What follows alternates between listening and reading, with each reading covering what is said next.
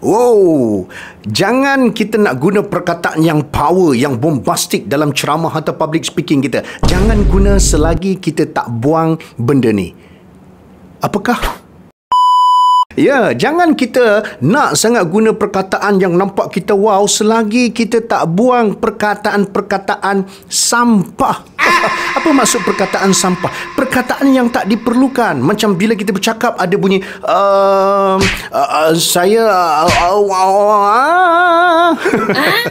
filler itu akan menyebabkan anda kelihatan tak profesional. Ataupun kita sebut actually, basically, literally.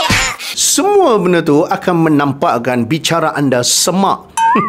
Jadi apa yang patut kita lakukan adalah kita kena buang semua filler words ini supaya presentasi anda lancar dan kedengaran jelas. Macam mana kita nak buang kata-kata ataupun filler word tersebut? Nanti komen nak dekat bahagian komen, Abang Mbak akan kongsikan. Boleh? Ingat, nak komunikasi yang mantap, cakap itu biar jelas, cakap itu biar padat.